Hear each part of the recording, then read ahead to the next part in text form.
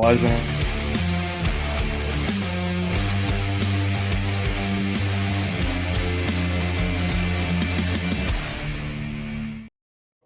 Welcome, everybody, to the Streakers On podcast. You probably heard Dan saying, "What is it?" because he never is quiet before I hit the record button. But that's okay. We're used to more for your money by now. Of course, he is joined on the panel, joined by myself, the self-proclaimed sports analyst, Mr. Chazzy, who's coming in clutch, fixing the camera just in the nick of time, 7.89. Now, I think it's eggnog that's going to be cooling him next.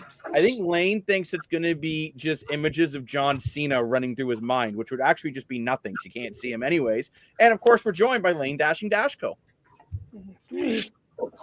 We have an action-packed show for you today, folks. We're going to talk some WWE. Oh, yes, we are. We're going to talk about some NFL starting quarterback news, which I haven't put in the scripts because I want some live reactions from the panel. We're going to talk about Matthews on Marner. Matthews was at a charity event. The media decided, let's make it about Mitch Marner instead of the charity, as they do. And here we are as Leaf fans talking about it, and Chazzy's going to laugh at us. It's a grand old time at the Grand Old Opry. We're ranking some more of the top CFL players. We're going to go over week 12 and what to expect. Plus, the Jays lost 2 out of 3 to the Pirates, but yet I'm not that. So let's find out why. But first, let's go before we get into all the CFL stuff. Let's jump right into the newly re-ranked power rankings.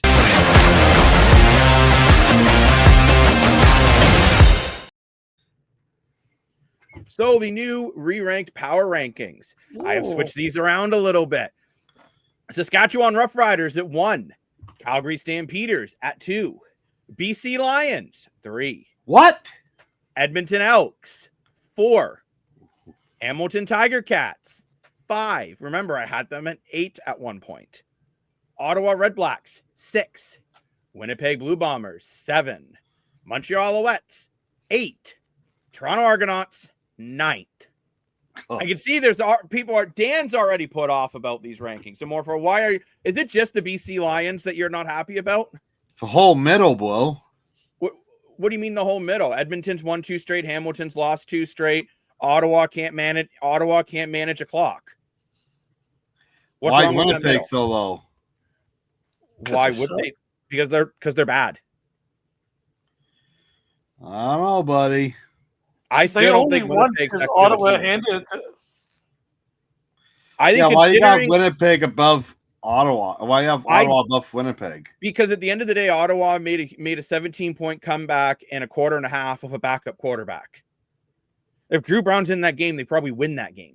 I agree with putting Montreal at 8th. I agree the Argos at 9th.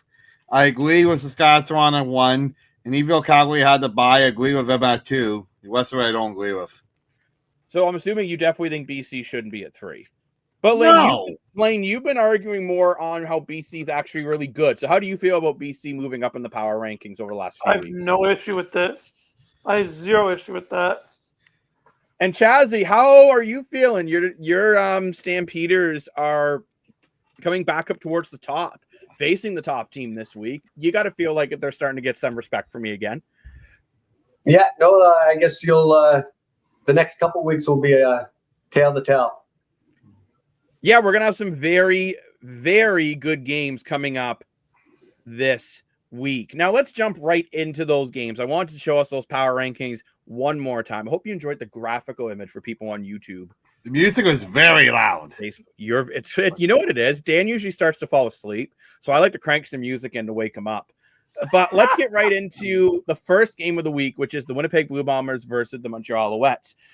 Now, Dan, I know you felt that this is the right decision starting James Morgan. I think this is completely idiotic when you have 2 other quarterbacks in your system who have CFL experience and have wins, especially Cameron Dukes, who plays very well against Winnipeg. I think personally this James Morgan is going to get blown up and he'll be gone before the second half even starts.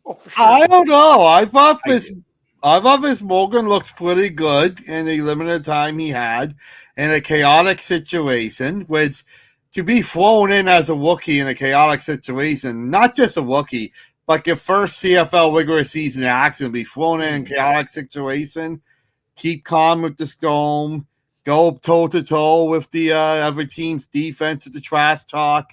I give him credit, and I think he didn't play phenomenal, but in my opinion, he played good enough to deserve a start. Are Cameron Dukes and Shea Patterson. Theodore Patterson, what his name is? Not Shea Theodore. Definitely not Shea Theodore. Are they better? Defenseman. 100%. I hope they are better. But I think for this week, I think he deserves a chance. Now, when I say that, I think he has a chance of a very short lease. I mean, one bad sack, one bad interception, not just a bad interception, one interception. I disagree. Cameron Dukes is back in. I think if you're going to put a quarterback in a situation, you got to give him the confidence that he can make a mistake and not get ripped out of a game. Like if he's going to be your starter, he's got to be your starter for more than like one series. He makes one bad decision and then he's out. But he's definitely not the starter. Everyone knows that. He is a starter. He's starting this week. So that means he's your starter. Out of your three quarterbacks who are available, you feel he's your best quarterback. Therefore, he's your starter. But this does bring us right into our very first one of the day, our gas or ass.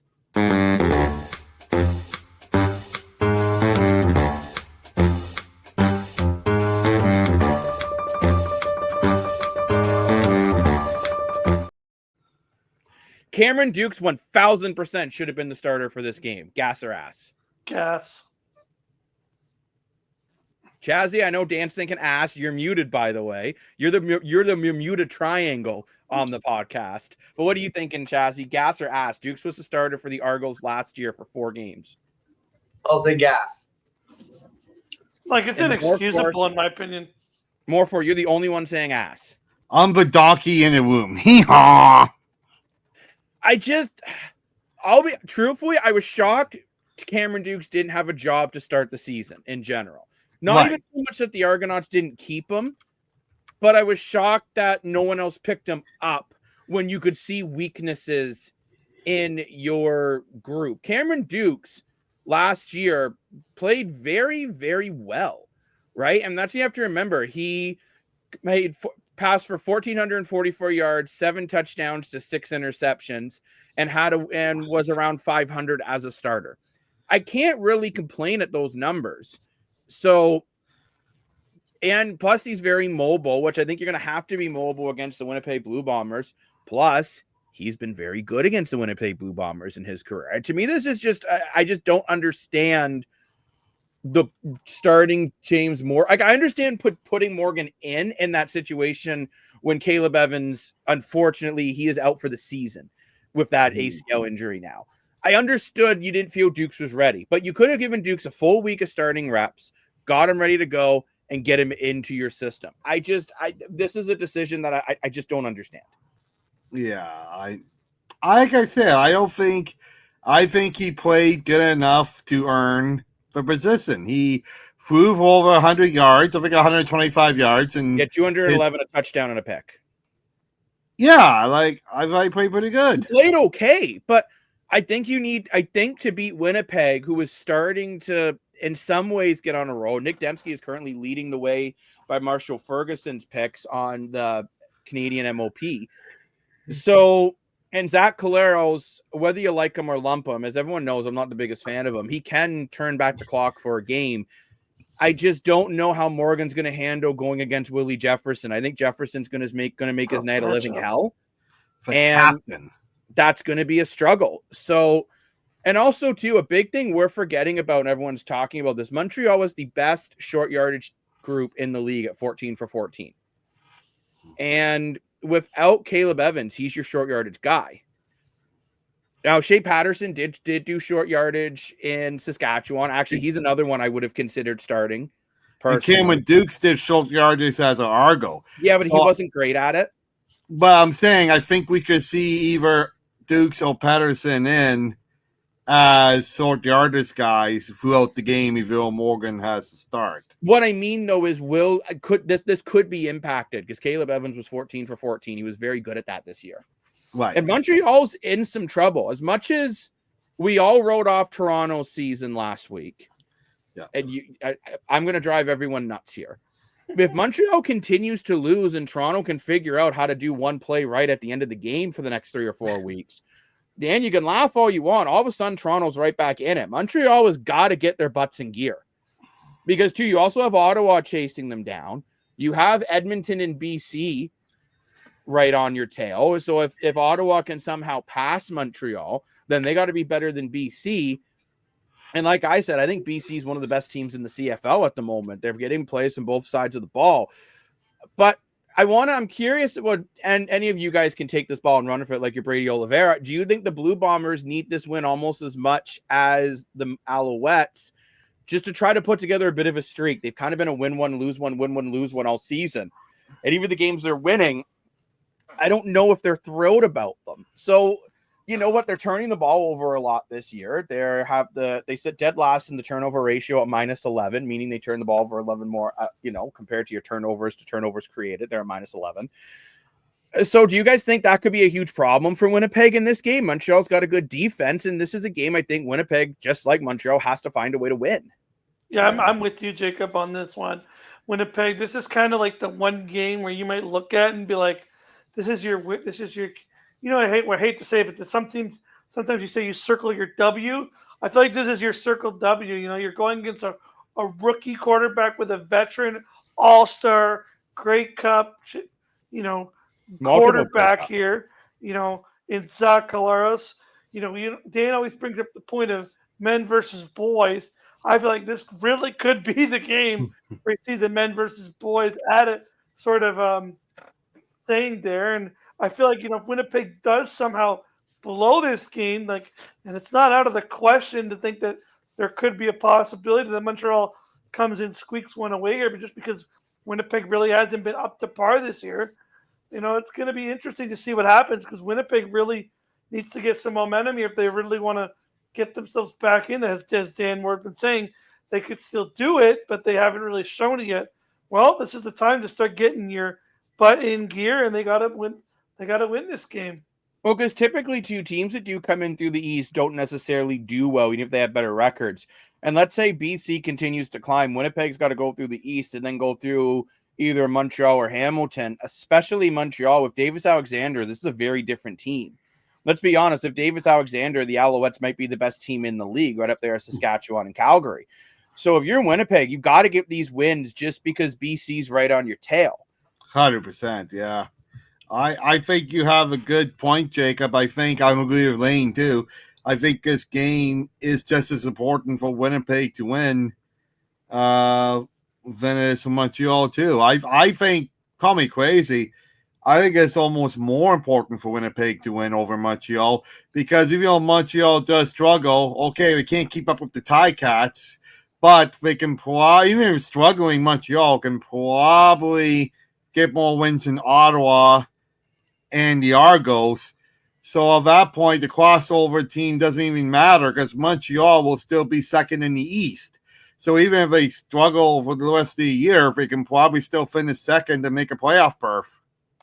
I understand make a playoff berth, but Montreal, between winning the division or having to play, let's say they got to play BC first round, and you have a rusty Davis Alexander, that would be tough. Yeah, you could be into some trouble, because Nathan Rourke, whether you like him or lump him this year, has been playing at a high level at times. Yeah. But what I am curious to see is, how does the return game affect this? You have Fletcher Jr., who's still injured for Montreal. You have Valvo for Winnipeg, who is second in the league, averaging 13.8 yards per punt return. Plus, Peyton Logan's is listed to be in the lineup for the first time for the Bombers, who was supposed to be their kick returner going into this year. Yeah. So right. Also, too, you're just bringing in a running back that does something very different than Brady Oliveira. So maybe even, let's say Oliveira's having a bit of an off game. Well, all of a sudden you put in Peyton Logan, who's really more of a speedster running back that cuts to the outside. Maybe Zach Collaros uses him in some of the screen game so that way teams just aren't worrying about covering Nick Dembski. There was rumors that Dalton Schoen was going to be back in this game. He has been listed as out. He did practice second practice. He was not in the lineup. So this is going to be a very, very tight game. But it's time now for you guys to grab your phones and open up the Streakers app.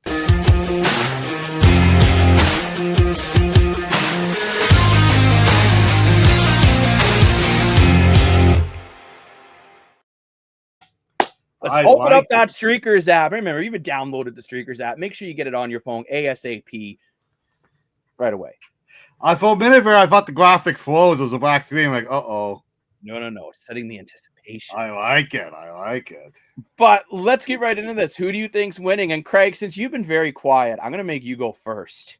It's like the rap battles. It's harder when you go first. But Craig, I have faith in you. Who's taking it, Winnipeg or Montreal? Winnipeg. Winnipeg. Mr. Lane Dashing Dashko. I'm with Chazzy Are you here. going to be a follower or a leader? Who are you taking in this one? Definitely with Chazzy over here. Winnipeg takes us easily. Mr. Moore, for your money, are you a leader or a follower? I'm going to be a leader, and I'm going to go off the board. And I think Morgan's going to surprise a few people here. He was a high draft pick, and he was a great player in college. You know, he did tiptoe the NFL for a little bit. I think people are going to sweep on him. And the other thing is the defense, Winnipeg defense, have no video on him. They don't know anything about him besides those couple plays he had last week, right? So they don't really know how to prepare against him. So I think it's going to be a low-scoring game, mind you. I don't think it's going to be a shootout. I think it'll be more defensive. But, yeah, I was going to say Winnipeg. I'm more thinking I'm going to go Montreal. Dan, I'll let you borrow this book so you don't go to the library. And I'm going to take the Winnipeg Blue Bombers. Like, I'm sorry, but Morgan at times struggled with pressure from BC's defense. Willie Jefferson starting to play like the Willie Jefferson that has been to 5 straight Grey Cups. I'm serious when I say I think he's one of the best players in the entire league, Willie Jefferson. Oh, for sure. And he is definitely going to be a difference maker. But now I think he's right up there with the McManus. But now let's get right into the props for this one. And Dan, you seem to think that Morgan's going to have a good game. So I'm going to give you his prop line, and let's see if you think he can hit this. 225 yards, 1 touchdown, and he can throw 1 interception to hit his line. Yeah, I think he's going to do it.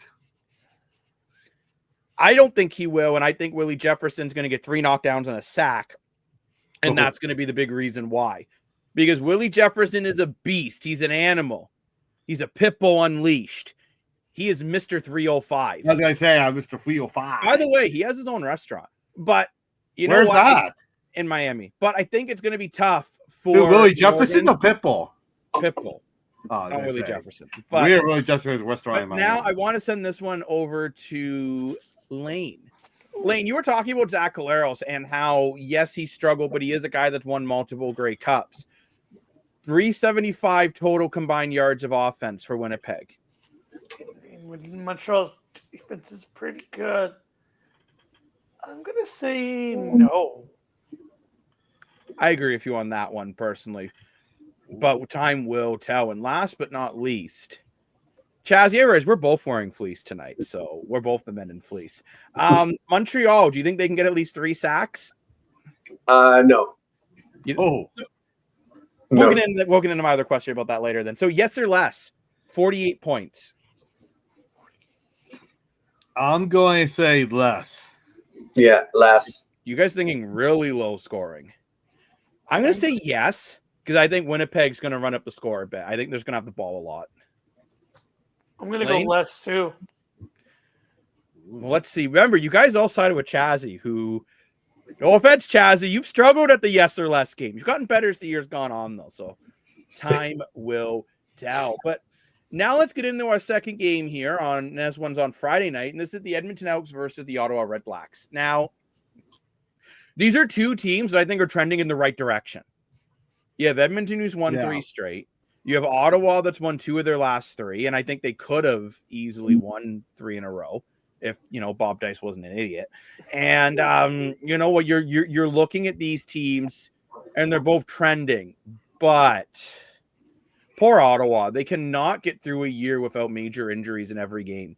Yeah, this game, for just your main boys out, you got Drew Brown, Robert Priester, and Braylon Addison all out of the lineup. Oh, man. Yeah. So you got your starting quarterback, one of your best receivers, and one of your better defensive players who plays linebacker, and he can play in a DB position. This is going to be tough, especially too when you're trying to stop a guy like Justin Rankin, who has just been so bloody explosive. Cody Fajardo's 8-1 against Ottawa. He loves playing in TD Place. This one, if it wasn't for the injuries, I'd have a lot more confidence in Ottawa. But I do like Dustin Crum. I do want to state that. I think Dustin Crum is a very serviceable quarterback. So this is going to be a tough one. I mean, I think, again, this is one here that I would argue it's almost more of a must-win for Edmonton because they have a harder road to get into the playoffs as they got to try to get by BC and or Winnipeg and sneak into the East. Where Ottawa, they just got to try to catch Montreal or Hamilton, which it's just a bit of an easier road. You only got to catch one team versus Edmonton's got to catch three. So how are you guys feeling about that? Do you guys think I'm out to lunch? Because, I mean, this is a big game for Ottawa too, right? Like, it's an important game for both teams. 100%. I see your point. So do you guys think, though, that Cody Fajardo is going to have a pretty – some people are saying Fajardo is going to have a huge game. I think Fajardo just has to play well. I think he can beat Ottawa without putting up 300 yards on the stat line. Same. I think if he can continue this 70% completion rating with little to no mistakes, I think that's all Fajardo's got to do. I agree with that. Like, so Trevor Harris is basically doing Saskatchewan. Except Trevor Harris is getting explosive plays too. But, yeah, Fajardo and Harris are actually comparable numbers right now. But, so, like I said, what do you think Dustin Crum needs to do? Like, Lane, I want to kind of throw this one to you here. Crum's a guy that doesn't necessarily have the deep ball ability, but he's a fighter. He's the only quarterback I'll see in this league that tries to truck players. So, do you think Crum might just be using the KISS method here? Or, like, do you think maybe he may try to do more than what he can realistically do? I'm going to go with, he's going to maybe have to use his size here and really try to truck for these first downs. Edmonton's defense, even though they have a lot of good skilled players, hasn't really been on par to where it should be this year. I feel like if the Ottawa Red Blacks, well, first of all, we all know my opinion, they're going to have to get Bob Dyson, stick him in a room without his clipboard because he's going to somehow mess the game up for them. But on the other hand, Dustin Crum, I think he's going to have to really use his size advantage here, especially in these third and shorts. You might, if you're Ottawa, you might find yourself going for a little bit more. Like, especially with Dustin Crum, if you're like, 3rd and 1, 3rd and 2, use the size, get in there, plow over the defensive back, keep the ball. Don't give Cody Fajardo that time to go be a 70% completion. Keep the ball from them as much as possible. As I feel like Edmonton's a team that's starting to heat up, so that's how I think the game should be played. It probably won't be, but that's my prediction. I agree with you, actually, Lane. I think Ottawa needs to be a little more aggressive to try to keep Edmonton's offense off the field.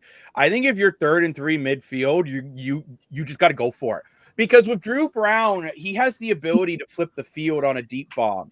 I'm not saying Dustin Crum can't do it, but he certainly cannot do it to the same ability as Drew Brown.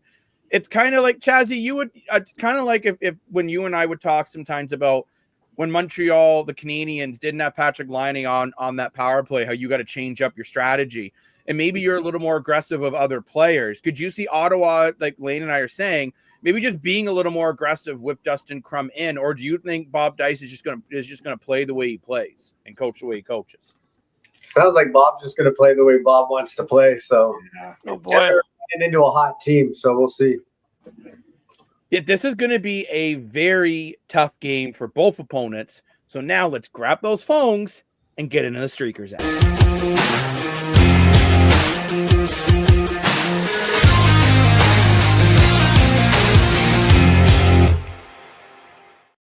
I like it. Let's get right into this game. Who's taking it? The Edmonton Elks or the Ottawa Red Blacks? Chazzy, again, I thought your first pick when you went first was a good pick, so let's stick with a good thing. Who are you taking? Edmonton. You're going Elky Elks. Mr. Morfor, I'm going to let you go second. Lane, I'm going to give you some time to think. You're welcome. Oh, boy. I think it's going to be a shootout game. I think it's going to be a very tight game. I really like Ottawa, but last couple of weeks, Edmonton's looked like one of the best teams in the league. So I'm going to go Edmonton. I'm going to let Lane go because I kind of want to see where this goes first. Lane, I think I've given you enough time to think. Give me an E. Give me an L. Give me a K. Give me an S. What does that spell? Elks, baby. Let's go. I was going to say it doesn't. It's not the show form for Edmonton, but that's okay. He spelled Elks, Dan. Get right. Yeah, I meant EDM. We're going to go 4 for 4 on this panel. I'm going to say Edmonton. I think Ottawa's going to make this game closer than people are projecting. Like, I don't think Dustin Crum is necessarily bad. No. I think Bob Dice won't be aggressive enough. That's what I'm thinking. That's what's going to cause the issues. But now let's get into the props. And Dan, I'm going to give you an Edmonton prop. Okay. Do you think Justin Rankin can get a combined 133 yards through the air and on the ground? Oh, it's combined. That's why it says combined on the script, Dan. Oh, I thought it's just rushing. I'm going to say no. Still no. Send me that rivalry. Send me that rivalry. Will do. I'll send it to you. I really like Justin. You can send her, bud. I love Dustin Rankin. That'll be the easiest points I make all week right there. But 130 is a big axe. 133. Yeah, like that's a big axe. If it was 100, I'd be yes all day long. The extra 33, I'm like, I don't know. Lane, I'm going to give you an Ottawa prop. Justin Hardy, 69 yards. He's 59 away from being in the top 10 for Ottawa's all-time receiver list. 69 yards this game with a backup quarterback. I'll say yeah. I agree with you. I think you're going to see a lot of those little pitch passes. That's going to get Justin Hardy some yardage. I don't fall asleep over it. It's not going to be that boring of a game. Don't you worry. Mr. Chazzy, your mic is muted, number one. And number two, you said Edmonton. So are you thinking Cody Fajardo, 300 yards and 2 TDs? Yes, I am. Yes. I disagree with you. I don't think he's going to hit the big 300. I think Really? he's going to be in around that mid 250, maybe 275.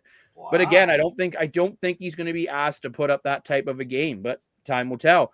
I'm going last, and I'm taking Dustin Crum for 225 passing, 55 rushing, and a touchdown. The touchdown could be either through the air or on the ground.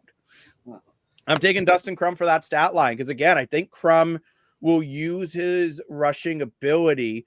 I wonder if, too, are we going to see some college football type plays where maybe it's a triple option with some pitch outs? That's what I want to see from Ottawa. But now let's get into yes or less. Bumper coming soon because it didn't export in time. 51 points. Yes. Lane? Well, you answered before I even asked you, so good thing. The next question will go to Chazzy. Yes or less? Yes. Thank you for waiting your turn. Mr. Moore, for your money, who are you taking? Yes. I'm saying less. I think it's going to be a very low-scoring game. I think the defenses are going to come out to play. Oh, I think it's going to be a shootout. I think the opposite. No. The game that's a shootout is going to be the first of the doubleheader on Saturday, the Toronto Argonauts versus the BC Lions. Neither of these teams like to defend. Both of these teams like to throw the ball.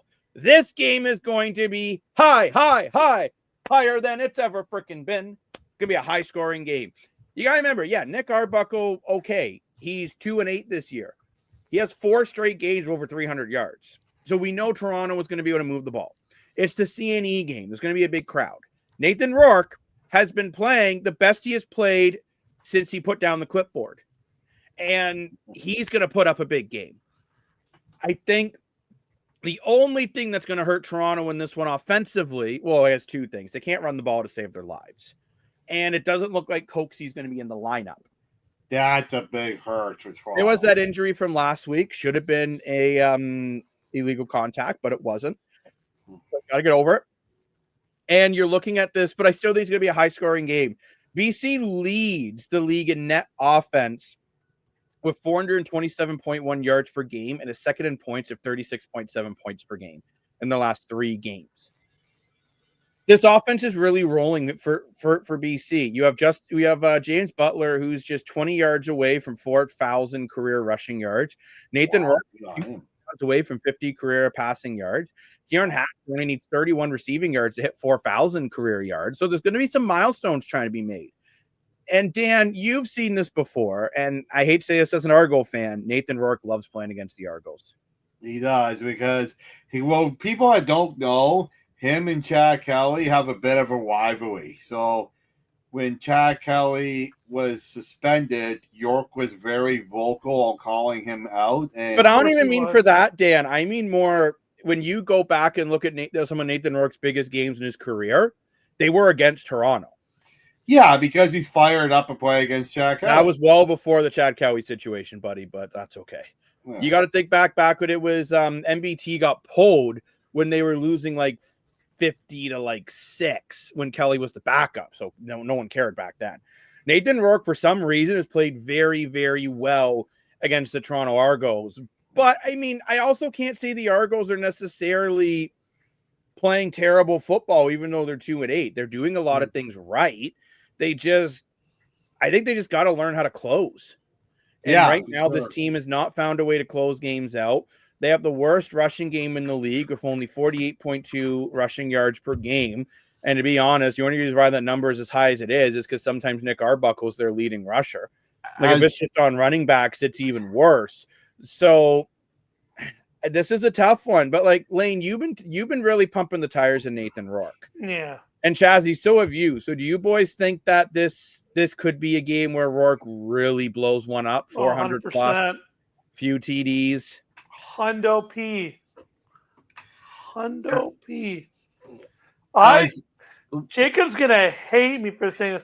I'm probably going to get the clown book. I'm probably going to get kicked off the island. I'm going to get sent a lifeboat and not invited back. I'm starting to think, and Dan's probably never going to come give me canvas con ever again. But I'm really starting to think, that Nathan Rourke is putting his name in MOP this year. Oh, not quite yet. In the conversation, but he's not up there with Harris and Adams yet. He's getting there. And I'm saying yet because if he can, the problem is, I think for him to do it, I think either Harris or Adams would have to fall. And even Bo Levi, I know he had a bad game last game, but he can easily. I'm just saying, turn it around. Look at those. I think Nathan Rourke is definitely, in my opinion, Rourke's the front runner for Canadian MOP. Like I don't know why people are saying, Nick Dembski. Nick Dembski's having a nice year, but I mean Nathan Rourke right now is tearing up the league, and it's good for the league to have a Canadian quarterback killing it the way he is. So my point is just what a role he's on, man. Like 400 plus in Hamilton, 350 plus the next week. Like it feels like we're finally, like I said, I'm really starting to feel like we're getting that old Nathan Rourke, that exciting Nathan Rourke. So the old one that falls apart in the playoffs. Well, we'll see. We'll see. You know what? I have another question for Gas or Ass.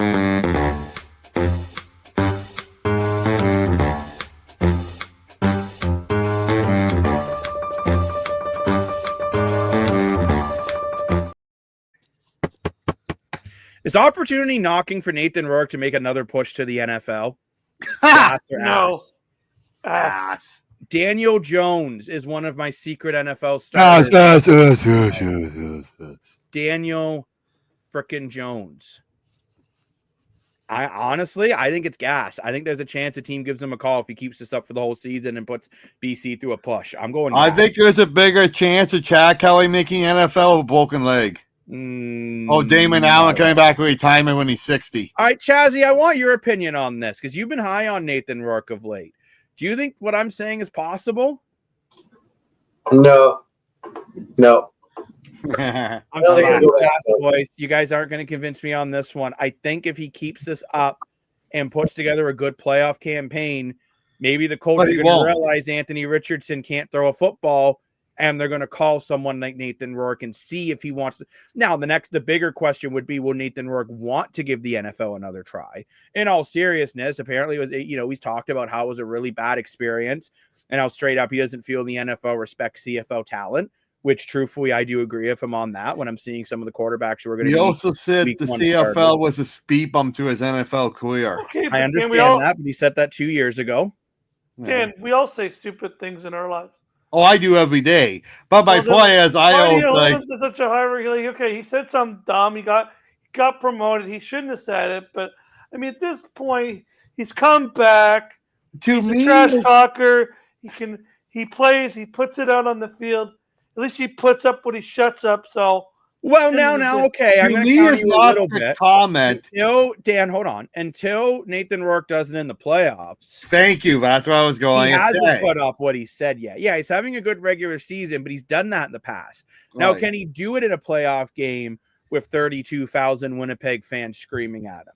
Can he do it in a playoff game with 29,000 fans screaming at him in BC? Truthfully, for Rourke, it might help them if they have to go through the East, just because those stadiums aren't as loud. Just because Hamilton's pretty loud. It's loud, Dan, but it's not Winnipeg loud. Well, I don't know. I think it's possible we could see Rourke, and then imagine if he goes back and then BC kept him over Vernon Adams Jr. Then they're really in some trouble. But I don't know. Time will tell on that one. Maybe I am crazy. At this point, you are. Ask me the question again after playoffs. Because if Nathan Rourke plays well in the playoffs, I'll give him where credit is due. And when I talk about his comment, I'm not even that upset about the comment. That's just a little bit of a joke. What I'm more upset about is how he fell apart in the playoffs. He was literally crying on the bench. I'm like, I don't mind him showing emotion during the playoffs. I'm okay with that. I prefer that better than like a guy like, Zach Collaros, when you kind of just stand there like, what? It didn't work? Or you didn't like it when Miss Marner cried on the bench. The game to go shake everyone's hand, and instead of being mature, just goes, that's the worst effing call. That's the worst call. I'm Patrick Mahomes. It's supposed to go my way. Oh. If you guys remember what I'm talking about, it was a game against the Bills. I think it was 2 years ago where the Bills won when Mahomes threw the ball past the line of scrimmage. You watch 10 replays from 10 different angles. He was past the line of scrimmage. And it was the offside play when Kelsey made that lateral. But Kadarius Toney was offside. He's like, worst call. Meanwhile, while you should be there just shaking hands. It's not like Nathan Rourke went off and did that. He was emotional when he lost a tough game. I can see him doing that, though. In a game that I agree with you, he blew it. But all I'm saying is I think he went to the NFL too early. Yeah. He has pretty much a full season in the CFL and gets a good playoff run. I think there's a chance. But so I said, ask me the question after playoffs, because that's my number one concern about him. Well, let's grab our cell phones yet again and jump in the Streakers.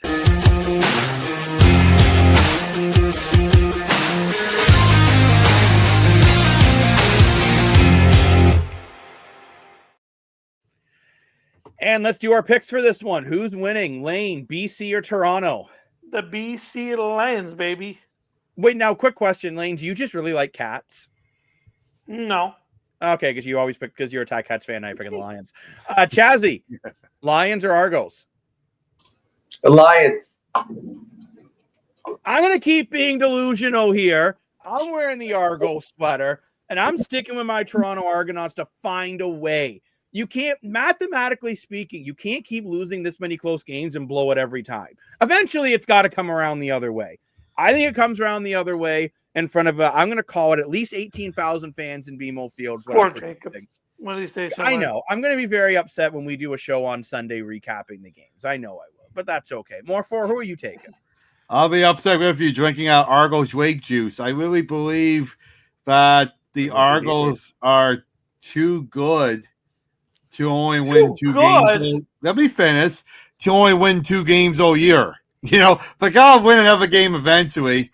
And I say, you think about it, if the Argos win, Edmonton and Ottawa can't lose. They're playing each other. Well, that's not the point. The point is, if they win, they'll be up to 3 games to someone else. So, yeah, I say the Argos.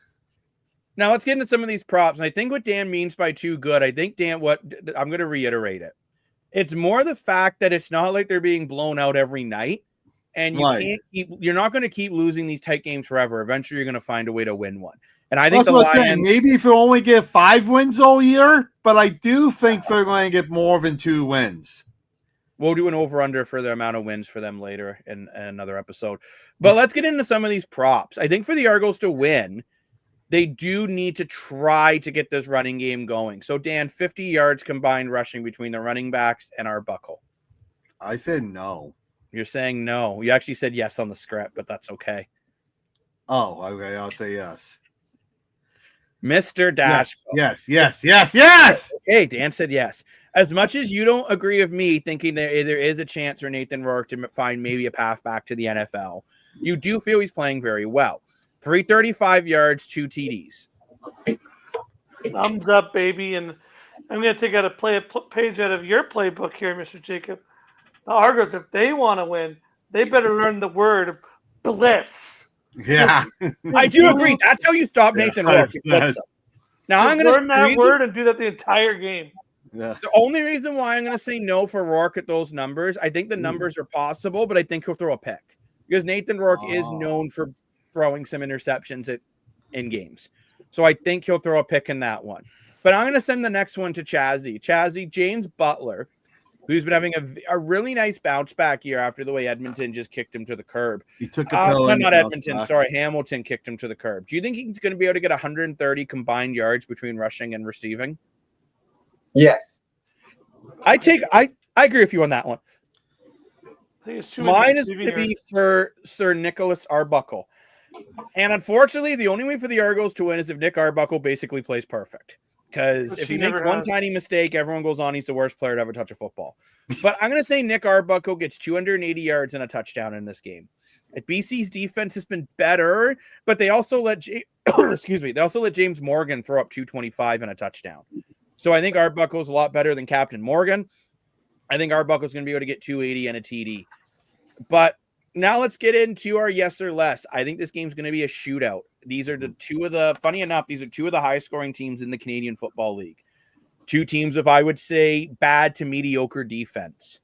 65, yes or less. More, yeah. Chazzy, were you going, ooh, or are you giving me a cute duck face? Yeah. Both. Oh, okay. Well, who are you taking, Chazzy? Are you take?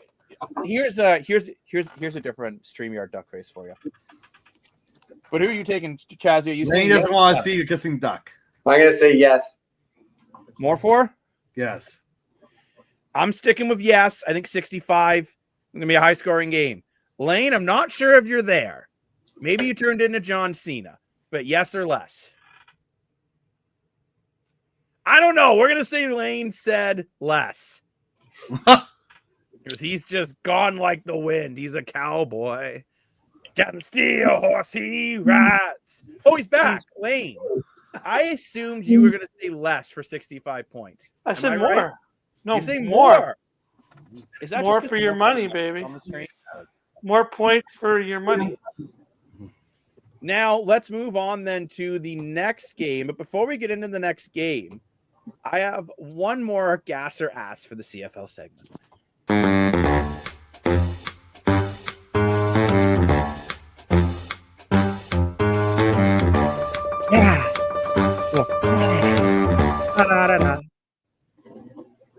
Is this a preview for who wins MOP? Gas or ass? What? Basically, whoever wins this game will win the MOP. Who would win it for the Argos? No, the next game, the Stampeders versus the Rough Riders. Oh, I was so confused. Like, what? Actually, Cokesy is actually right now ranked 6th in MOP rate. Well, depending how long he's injured. Anyways, no one cares. Adams versus Harris. Whoever wins this game wins the MOP. Gas or ass? Ass. Yeah, ass. I'm saying gas. I honestly think the winner of this game will probably end up going on and winning the MOP. Oh boy, this is a tough one because, like, you look at Bo Levi had one bad game. Besides last week, we said Bo Levi was in this conversation. So I'm going to say ass for that reason. Hee-haw! But let's get into the actual game. Either way, I'm excited for Vernon Adams Jr. Oh, it's going to be a great game. Probably the best game of the week. Yeah, probably. I mean, you have Trevor Harris, who's close to getting 200 career touchdowns.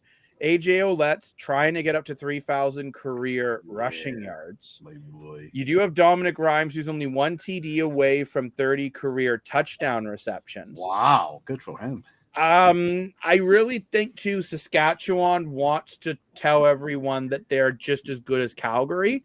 And remember, the last time these two teams played, Calgary demolished them. Well, that's what I say. Calgary is the one team that beat them so far. And Calgary is one of the best teams in the league. I have them second in the power rankings. I have Saskatchewan first at the moment.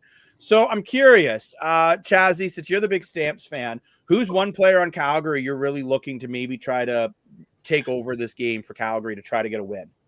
Is Vernon back at the helm? He is, absolutely. He's going to need to drive the boat here. You know, I'm looking for Dietrich Mills. I think this could come down to a running game of both these quarterbacks being so even. Dietrich Mills, I think, is a little better than AJ Ouellette. I'm looking for him to what? I was gonna say, hopefully he didn't take his boating lessons in boating school. Man, why are you so shocked about that? Statistically, Dietrich Mills is better than AJ Ouellette in almost every category. I don't know, Blo. I can read. No, I don't like reading, but I like watching the play on the field, Blo. And he play on the field. AJ Ouellette is that franchise guy that makes a dominant play. I think Mills is more a good, consistent player, and it's nothing wrong with that. But I don't know. Well, I want to so bad. I'm just leaving. What do they do with the show now? Well, Chazzy, Jacob's gone. You mean to convict? I want to ask you, like, you say Vernon Adams, but I'm thinking like, pretty much. I'm not thinking so much Vernon Adams. I'm thinking someone on the defense that can actually stop Trevor Harris. Like Trevor Harris has been pretty much unstoppable. He pretty much ran the Ticats, got rid of their sushi business forever. He's unstoppable. Who's a defensive player on the Stampeders that could really shut down Trevor Harris? That entire defensive line. Yeah. Is there a certain guy though? Omalahe hasn't been able to score, so you got Hutchins. These Green Riders to win. Look, I look at it. You have in my opinion, two of the best defensive linemen in the CFL in Calgary. I think that's where it's going to be. Can Saskatchewan's, I'm going to call it mediocre offensive line, can it handle this pass rush from Calgary? That'll be my point. Good question, Lane. All these things that I've been saying, I think Saskatchewan, you know what, could easily win this game as well. Like, they're a very good team. Trevor Harris is the most accurate quarterback in professional football. AJ Ouellette's running the ball really well. You're getting really good numbers from your receivers that you weren't expecting to. Shane Bain Jr. could be back this week. He has been practicing in full. Maybe he's back in the lineup. So, I mean, you're looking at this Saskatchewan team. They've only lost one game all year. It's tough for any team to win twice. I mean, let's be honest. If you win this game, you probably win the West. Yeah. You'd improve to 9-1. Calgary drops to 6-4. Saskatchewan's got to be feeling like this is our chance to really put a statement down that we're going to win the West this year and get that buy-in, not have to go to Calgary or Winnipeg or BC for a game. Right. And have that Western Conference final in your barn, which I think especially for Saskatchewan, that's such a big advantage. I think this will definitely be the game of the week. Yeah. But now let's get right into those streaker picks.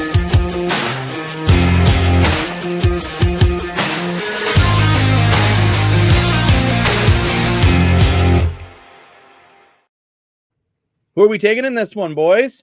We taking the Calgary Stampeders or are we taking the Saskatchewan Roughriders? Mr. Lane, you're on the clock.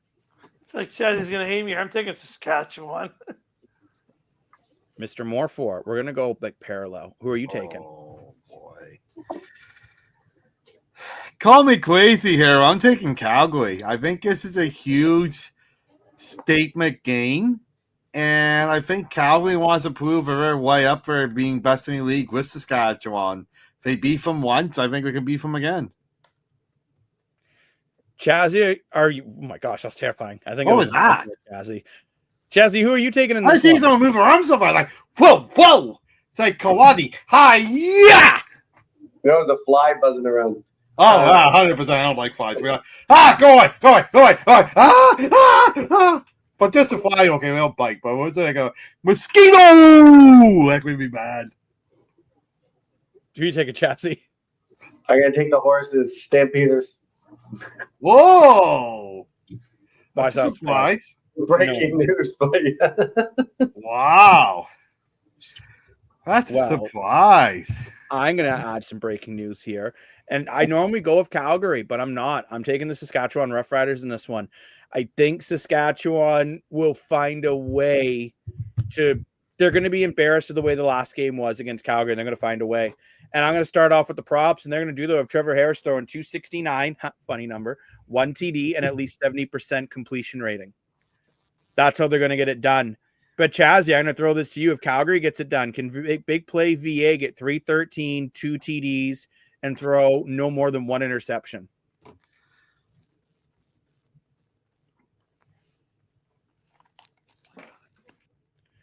Chazzy, you're muted. I'm going to say yes just to cheer for him. So, yes. Mr. Moore, 4. Yes, sir.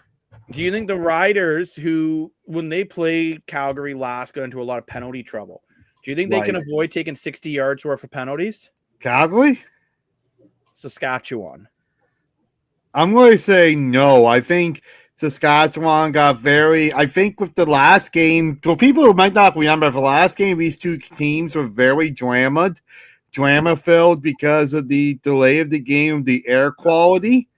And even though Calgary had to sweep in multiple different weird places because all the hotel rooms were booked, Saskatchewan said they lost because they had to wait a game day, which I think is kind of ridiculous. I think Calgary could make that excuse considering sweeping and Colwood Storms and stuff, but they still came out and win.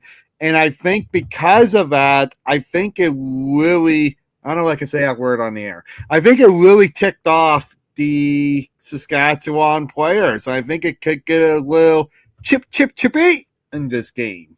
But now let's go to my favorite game show, yes or less. 55 points, yes or less? I'm going to say yes. I'm kicking this off. Chazzy? 55. I'm going to say less. Mr. Moore, 4. You're the tiebreaker. I'm going to say yes. Well, that's all we have for the CFL today. But remember, this is your home for all your CFL news and action. But let's get into the Toronto Blue Jays here. And let's be real. Yep. Not the results they were looking for. Obviously, 2 out of 3 to the Pirates. But I am going to be the glass half full instead of Dan for once. I'm a Pirate. And yes, they lost 2 out of 3. But I think it was important that all 3 games were like legitimate baseball games, right? Like it wasn't, there were no weird blowouts. There was no infielders pitching. It was just normal baseball. You got some guys back into the lineup. Vladdy had to take a bit of a break, but he should be back for Friday. I'm not hitting the panic button whatsoever from losing 2 out of 3 in this series. I personally thought the game on Wednesday night could have been their game if, you know what, just a couple bounces went a different way. They got some good pitching for most of this series. George Springer is looking like came right off good from that injury. So I don't know how you guys feel about it. Like, Dan, I'm assuming you're still saying 98 wins. But, like, I'm not too concerned about this little speed bump. Yeah, I'm not hitting panic button, but I'm disappointed in the boys. I'm like, the Yankees have won 5 in a row now. For starting, they looked really good against that Tampa game tonight, going in extra innings and striking out 3 guys in a row in the 10th inning to get the win. That's pretty serious, I gotta say. But I think I'm disappointed, to be honest. I think this could have been games that the Jays could have built to kind of build a stranglehold on that league. We're still leading by 5, so quite comfy.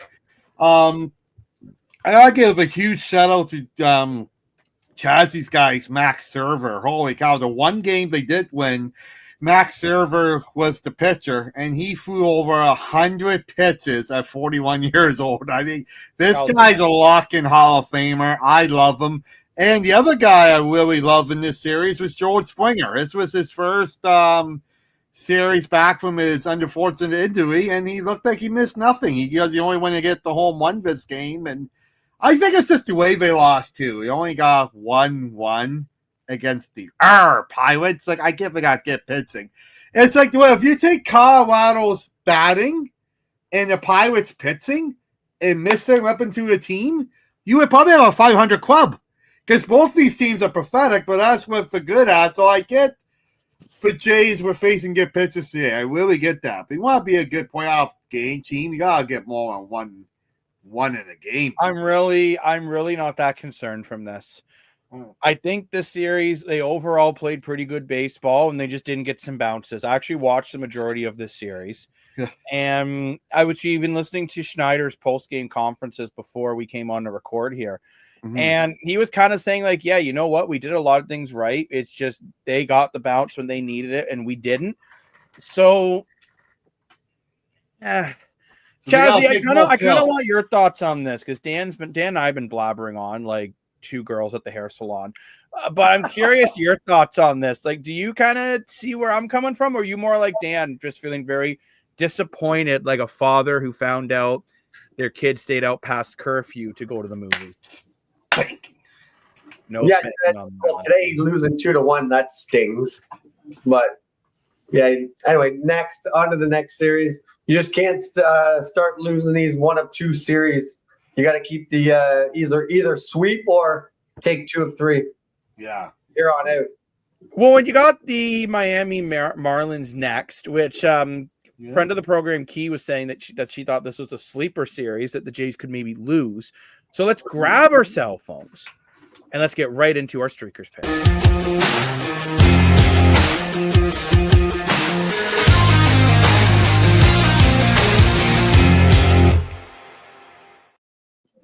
Who's winning this one, Lane? I'm going to start with you. Miami or Toronto? First game. I'm going to go with the Biebs. I think Justin Bieber. Shane Bieber. Same thing. I'm surprised. He's got to use. I don't know what his walk-up song is, but if you're going to come to the Blue Jays, your walk-up song better be "Babe, Babe, Babe." Oh, I'm gonna strike you. Oh, I'm gonna take that. I'm gonna take the Jays. I'm gonna take Shane Bieber to have a strong debut with the Jays. I'm taking Miami in the first game. I think the Jays win the series. I think Miami will win the first game of the series. I think Bieber will play okay, but I do wonder if maybe they pull him out a little bit early, have to use the bullpen a bit too much, and we could see a struggle. And that's maybe where, Lane, you've been talking about. We'll talk about it in a bit. Maybe that's where Manoah could end up potentially coming back in this lineup as a longer relief pitcher. But Chazzy, what are your thoughts? Who are you taking?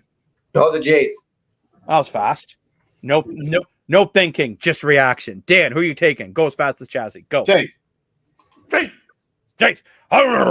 taking Jays, but I'm like Jacob. Those rivalries. You. Because I'm still sticking with Miami. Welcome to Miami. I was going to say, you're only picking Miami because of the song.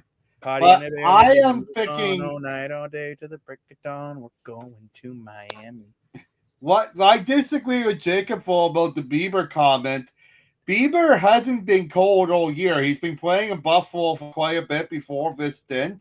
And I think the fact that Bieber is very well rested this year, I think he could go 7 innings. You just told me he's not cold because he's been playing a bunch of games in Buffalo, and now you're telling me he's rested. No, he's in good shape, though. That's what I'm saying. And again, Triple A's not the MLB, boys. But let's get right into those props. And Dan, I'm giving you a Bieber prop. 6 innings, 88 pitches. Oh, yeah. Pitch at least 6 innings. It's got to pitch at least 88 pitches. Yep. I'm saying yeah. Okay. So again, send me rivalries. Miami's a bad team, Jacob. So does Xavier Edwards. They're pretty Welcome to Miami, boys. I think Miami's starting pitcher is going to get at least 4 strikeouts. The Jays have been swinging at stuff they shouldn't be swinging at lately. That's been a bit of an issue. There's been a bit of irresponsibility at the plate. So I'm taking that. But Mr. Chazzy, do you think the Jays can get at least 7 hits? They should be able to. Yes. All right, Mr. Dashko. Can Miami get 5 runs in the first 6 innings? 5? No. Oh, geez, Louise. Okay, sorry. But that's it for the picks in the Streakers app, or is it? Should Manoah be called up to the Blue Jays lineup? That's right, folks. Ooh. It's a gas or ass.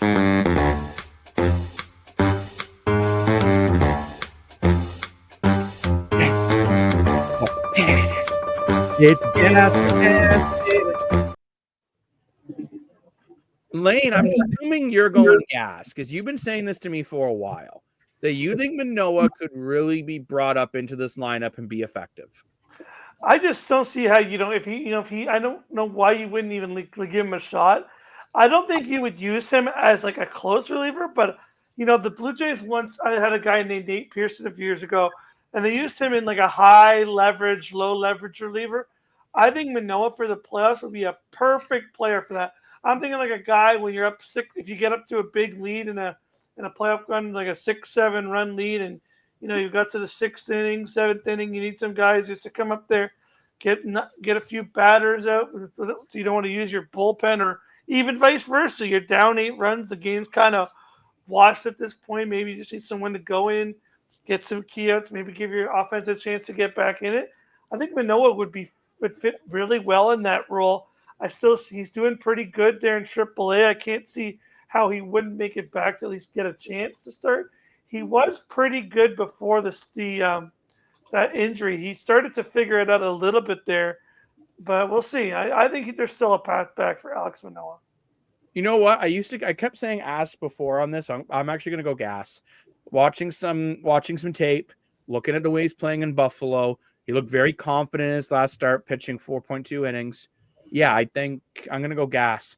Chazzy, gas or ass here for Manoah finding a path back to the Jays lineup. Gas. I've always been a Manoah fan. Mr. Morfor. I was going to say gas, but my only question is, who do you take out? Little. Don't take out anyone. We got to send someone down. Yeah, okay, Little makes it easy. So yeah, it's a gas. Little's terrible. Why do you? He is. He's like Stuart Little of pitching. But now let's get into some wrestling.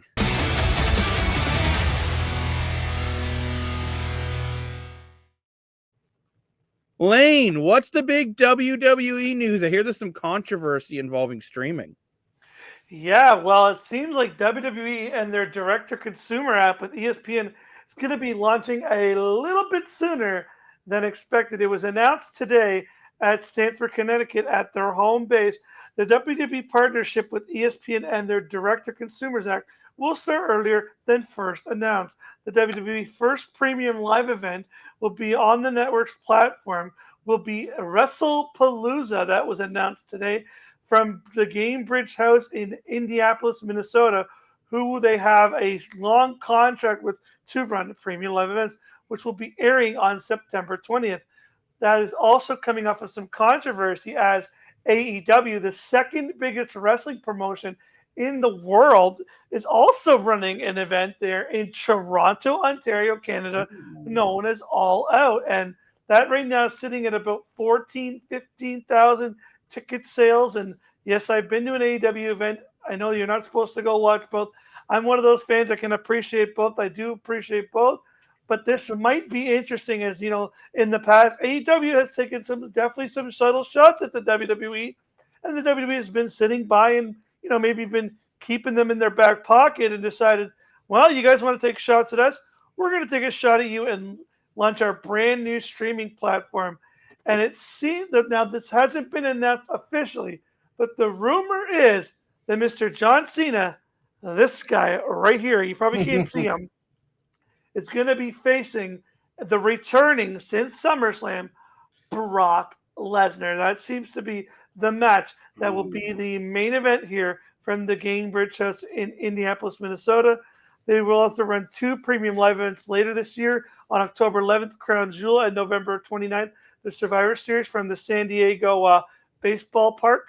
This is going to be, again, this new direct-to-consumer package is for American viewers only, and will debut this Thursday, which will have the WWE and the NFL. If you are anywhere international, Canada, India, China, Japan, any country in the world, you can still watch it on Netflix.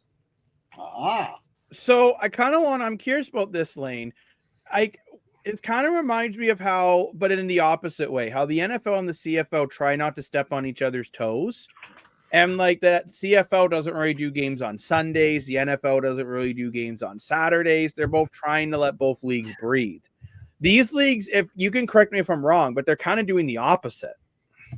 Well, yeah, it also again, it depends, right? The WWE is at the end of the day, this WWE they're not a very they're pretty a petty organization. I mean, yes, they're powerful, and yes, they are the number one, but they don't like when you step on their toes. And unfortunately, AEW in the past has stepped on their toes and kind of bragged about numbers and about how this show didn't get 1 million views a few years ago, where they tried to promote John Cena and The Undertaker, and it got under 1 million views. And of course, they had to take a shot there, and how they beat them one week where they got 800,000 and the WWE only got 740,000.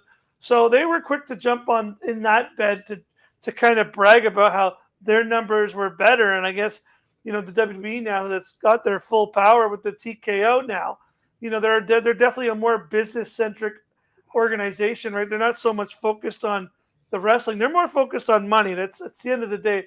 The wrestling hasn't been as good. They're focused on bringing in the cash, getting the fans. They're running events, bringing in the events, showing John Cena, letting the fans come out to see him. That's what they're all about now. It's all about merchandise and business. And this just seems like another move by Nick Khan, who's one of the key presidents here in the WWE here, who's just kind of running and just being, well, if you're going to try to step on our toes, we're going to step on yours. And unfortunately, we're the bigger company. But what I don't understand isn't this just a disadvantage to fans more than anything? Like, you're making it where, like, it's harder for people to watch both. And you're going to have, like, Lane, I know as much as you said, I'm sure you're not the only one that enjoys both. Oh, it's a sin. It's a car. It's honestly as bad as saying, I like the Argos and the Ticats. Oh, it'd be like saying it'd be like a Ticats fan coming and saying, I like the Argos. Friends who go to both games and enjoy both. So yeah, why not? I don't. You get thrown into Hamilton prison if you admit it. I don't know why these leagues don't just try to work together to build both brands up. I have a question, if I may. Go ahead, Mr. Moore. As the viewers of the Iowa know, exactly. Q&A.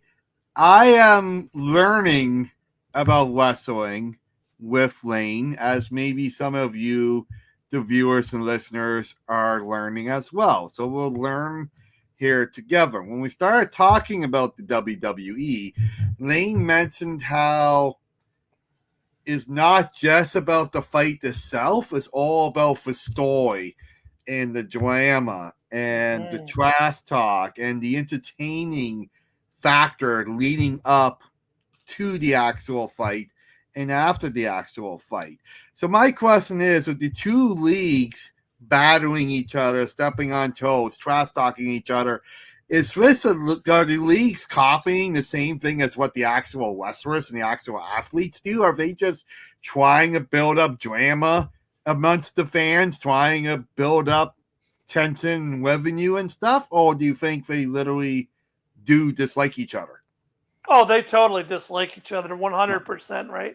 You got to remember, AEW was a promotion that was created about 7 years now ago, and it was directed towards targeting the WWE at the time, who was run by Vince McMahon as an alternative wrestling company that was going to give the fans what they wanted, right? A lot of the fans at the time, especially me at the time, weren't happy with the product of the WWE, so we were feeling it was kind of stale, and we weren't really getting what we were asking for on a weekly basis. And Tony Khan, who is obviously the son-in-law the son of the Jacksonville Jaguars, Shad Khan, who's got a lot of money, decided to start his own wrestling business and bring in some of the guys that were jaded towards the WWE. The whole point of this company was sort of an anti-WWE company, that we're going to come here and do it better than you. And for a few years there, maybe the first 2 years, especially during COVID there, they kind of ran the show there. I wouldn't say they were better than the WWE, but they started to gain a lot of followers. They started to have, to the 900,000, into the million. They never quite hit the million, but they definitely had those 900,000 followers. They were doing well in the demographics. They were doing well in sales amongst ticket sales. But I mean, in the last few years, they've kind of started to do some things that the fans have not been appreciative of.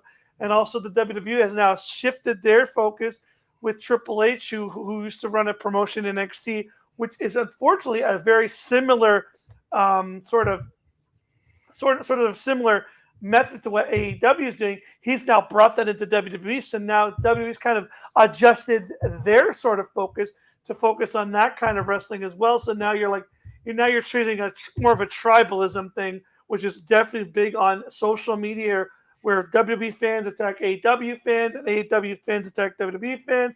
And this show sucks if you can't like this show, and if you like this show, then you're not welcome at our show. So it's just Wow. it gets so ugly on social media in the wrestling landscape of social media fans just constantly going after each other. But I mean, at the end of the day, I think both companies kind of encourage it in a weird way without flat out saying, because of moves like this. Like Jacob said, now you're making fans choose between what you want to watch. Right now, you're like, there's no way they didn't do this on purpose, knowing they announced a brand new app, a brand new $7 billion deal with ESPN and Disney to make this make this American deal. And of course, they're going to launch it on the day that AEW is doing a big show in Canada. Now, my question is, and I was talking to my friend about this, and I want to see what happens. I'm going to keep my eyes. As of right now, the Scotiabank Center is sold out for this all-out AEW show. What I want to know is, now that the WWE has kind of announced this big deal where they're going to promote John Cena, Brock Lesnar for the first time in so many years, are we going to see people sell their tickets to stay home? Because at the end of the day, the WWE is a Toronto city. They have run, as you know, they've run multiple WrestleManias here. They had the two biggest events. They even had the biggest event last year in the Elimination Chamber, where John Cena actually turned heel for the first time in his career. WWE is a big city in Toronto, so I'm really going to be watching the ticket sales over the next few days. And Will, I want to see if you might be able to cop some tickets to this event for a lot cheaper than you might be able to right now. What do you guys think? Lane, I'm going to say thank you for the question. And I agree with you 100%. I think there is a good chance that some tickets become available, and it'll be interesting to see how that plays out. And this whole decision could really backfire. I mean, I'm curious about what they're going to go for money-wise. I mean, Toronto's kind of known for this, like as a city. We even see the Blue Jays right now. Like, the 500s can go anywhere from $20, like beginning of the year, were like $20 a ticket, to now they're like $130 a ticket. So it'll be really interesting to see closer to the event, depending how the pendulum's swinging, how high or how low these tickets are going to go for. A little bit of yes or less on the ticket prices. Right now, you can still get a ticket. I think there's still a few tickets that I checked for around the $50 mark. There's in the 300s, so it's not too bad, because again, they're not the WWE, so they can't charge as much as the WWE charge. Like, are they at the Sky Dome in Toronto? They are at the Scotiabank Arena. Okay, yeah. When I went for WWE in March, the tickets were, I don't even want to say the number, $310, but whoa, for a WWE event. I'm sweating. Okay, so here's a question for you, Lane. If you're spending $300, would you rather see WWE or a Maple Leaf game? It depends what the WWE event is. Like, again, it's all about marketing, honestly. Like, I was excited to know that, I was gonna see, well, I can't see him, but he was going to be there. I couldn't actually see him, so I actually got ripped off. I need my money back. They said I would see him, but he wasn't there, unfortunately. But when they say that John Cena, The Rock's gonna be there, like, I was like so at them, like, we're gonna see The Rock and John Cena at the show. I'll pay $400, right? It's how they market. And the WWE is fantastic. They are the key marketing. They know how to, pack a house. They'll sell out. They'll sell a weekend.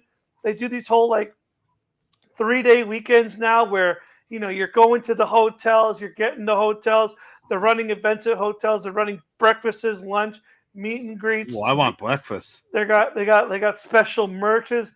Like, I remember in March they had the where you walk down to the on the way to the Rogers Center, the whole beer town. They rented out the restaurant down there where the Steam Whistle Brewery is, and they turned it into a whole merch store and everything, where you could buy special belts, meet certain wrestlers. Like, they've got it all under control. Like this is a big corporation now.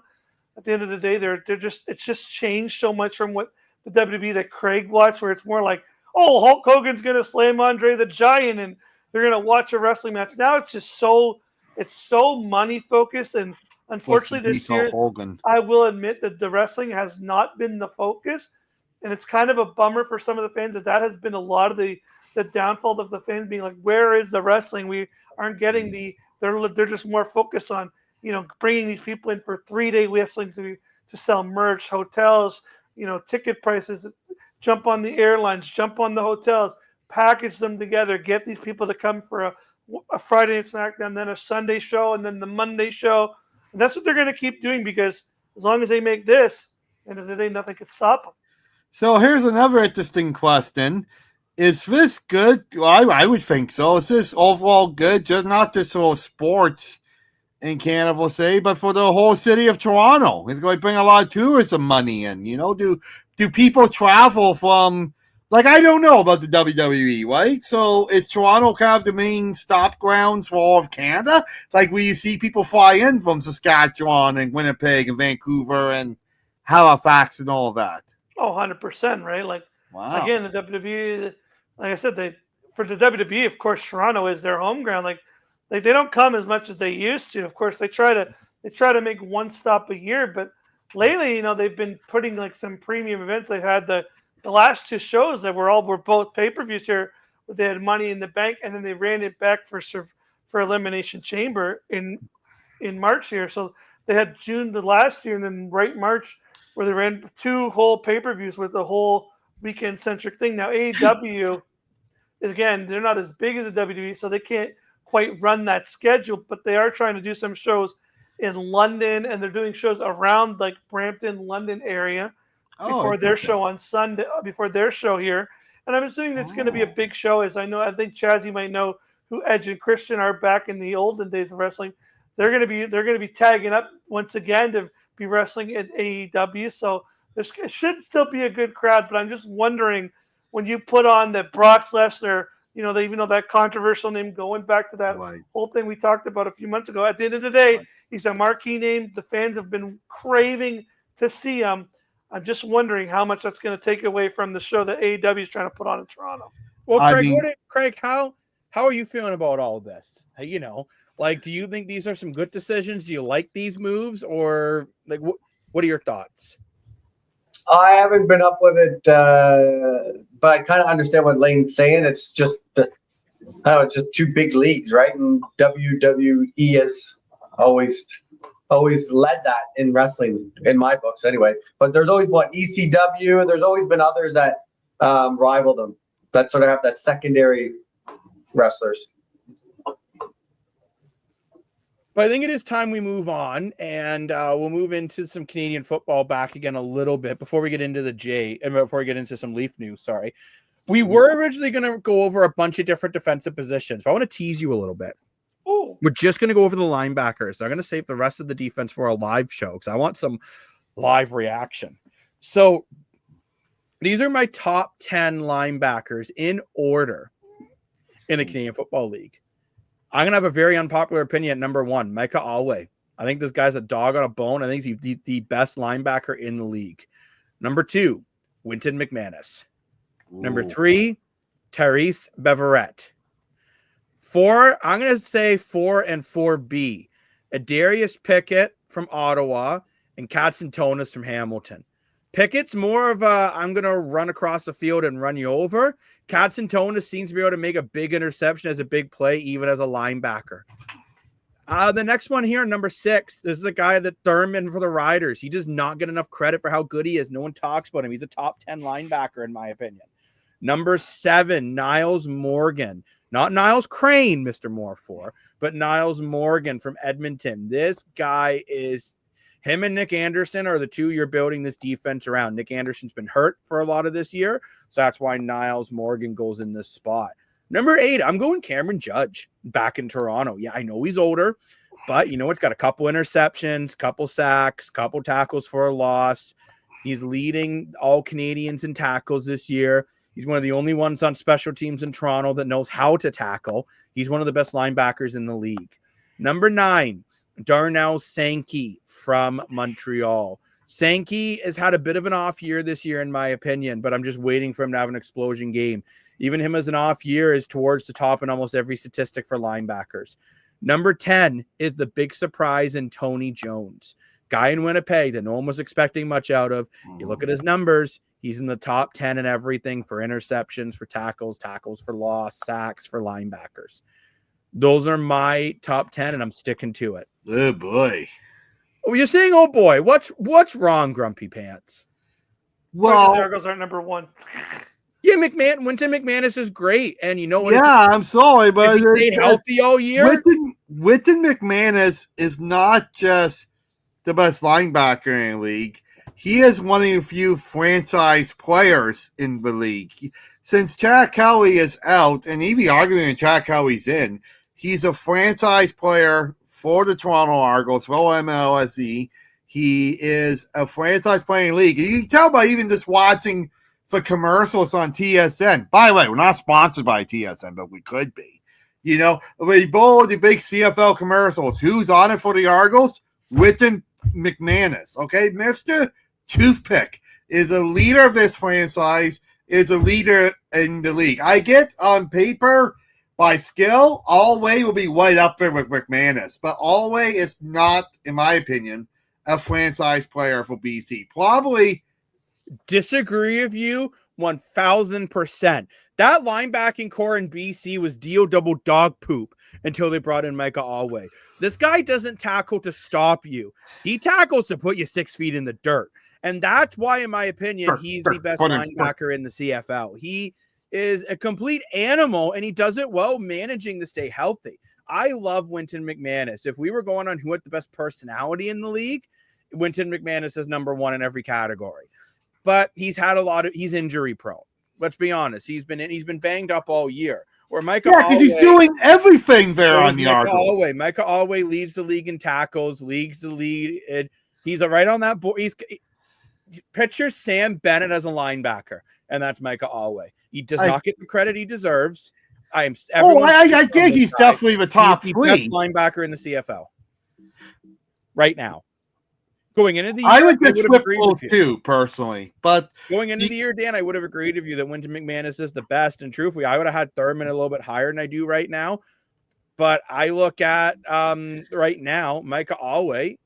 He leads the league in tackles. He has been in the top 3 for the league in tackles the last 5 years. Every team that loses him ends up digressing in that position. I think he is the most underrated linebacker in the league, and I think he's the best. Also, can we just be honest here? Winton McManus has the best hairdo in the CFL. I mean, I don't know how he puts a helmet on. Salon.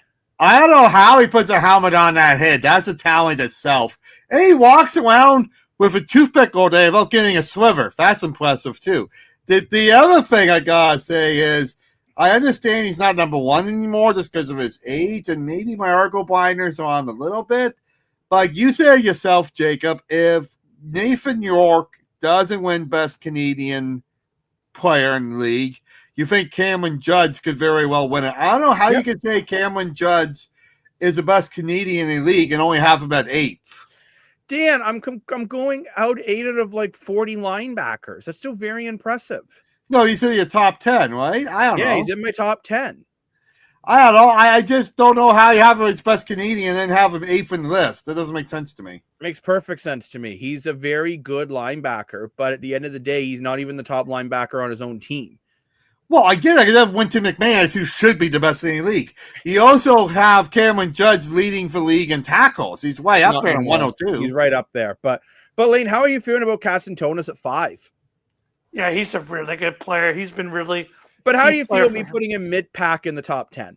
You think that's fair? I think that's fair. See, Lane doesn't have tie cap blinders on, Mr. Moore. Maybe it's a little bit Argo blinders on me. I gotta admit that, but I swear if we got people out there, some people would agree with me. Some would, just not anyone who's a self-proclaimed sports analyst. But Chazzy, how are you feeling that I don't have any Stampeder on that list? By the way, just as a sneaky pick, which we'll go over in the live show, Calgary is in a lot for top DBs and top defensive linemen. But how do you think I'm sleeping on their linebackers? quite possibly. How many Argos do you have in your lineup there? I have 2. Hmm. Winton McManus and Cameron Judge, though. You got numbers don't lie. I even put a Ty Cat in there. But just to so you guys know, on our live show on the weekend, we will go over the top defensive backs, the top defensive linemen, and the top short yardage quarterbacks, because that's a huge spot in the Canadian Football League. But I want to move on now to the NHL, and let's get into Chazzy's favorite topic in Leafs talk. And Austin Matthews, of course, at a charity event had to be asked about Mitch Marner, because that just makes perfect sense. And he said to reporters, he's a great friend, a great teammate. That's the kind of business side of it that's tough. But obviously, I wish him nothing but the best. We'll just keep moving on. Boo! This is the politically correct answer. Yeah. I don't No balls, Matthews. This is why he's not a captain, and this is why he's not a leader. No. This is why he's smart. He's not going into the BS that the media is trying to get a hotline response so they can run it at the top of the show. Okay, so I'm just going to call you out. I'm going to call you out here, Jacob. I'm going to call you out here. Because we were having a chat. You know, bam, now you can't call me out. Your mic's muted. Get absolutely wrecked. You don't even know what I'm saying yet. Go ahead, Mr. Moore. Yeah, like and subscribe, everyone. Come on, this is good stuff. Okay, we have our group chat like Team USA. We don't go on planning on beating everyone up in our group chat, but, we have a good talk. And Mr. Chazzy pointed out our group chat about the Toronto media after Boba said about not signing the contract and creating drama in the locker room that doesn't exist, which I agree with Chazzy. You said, Jacob, in the group chat that, that's just Toronto media doing their job. So in this situation with Austin Matthews, you say, that's not them doing the job. That's them creating drama. That's not what I said. I said they're doing exactly what their job is by trying to create a lead line, and Austin Matthews is handling it correctly by not giving it to them. Yeah. Okay, give me my mic now. Exactly. But as Austin Matthews said, it is time to move on. So this is moving on for the Toronto Maple Leafs when we look at their lines. Oh, boy. And Dan's going on, oh, boy. I don't have a problem with these. You have Nyes, Matthews, Marcelli, Domi, Tavares, Nylander, Dakota, Joshua, Waugh, and McMahon, then Robertson, Lawton, Lorentz. I really don't have a problem with that lineup. Okay, when I say, oh boy, I don't necessarily have a problem with the individual players. I have a problem with how the lineup is done. Okay. Why? Those are my lines. What's wrong with it? Well, I'll tell you what's wrong with it. We all said for years, right, that Domi and Matthews have the chemistry. And Domi has last year as a Maple Leaf with Matthews. Matthews had his best year without Marner with Domi. But put Domi on the top line, bro. I want Marcelli on the top line. Why? He's some nobody that we don't know anything about. Because he's going to put up 70 points as a Leaf. No, he's not. We both know that. Number 2. Nope. Number 1, 70 points. No, that's no ass. That's total ass. 70 points. 7D.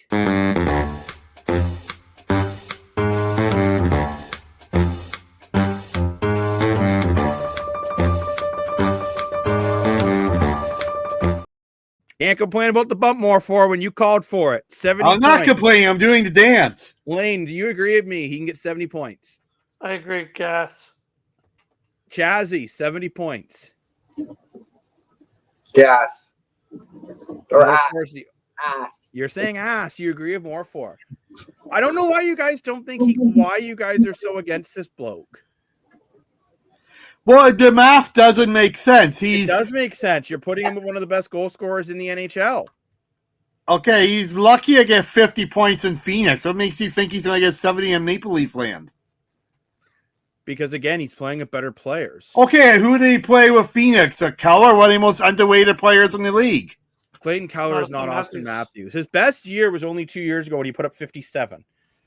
Yeah, I think he'll be lucky to hit 50. No, he did that when he's 16 minutes of ice time per game. He's going to be on the top line.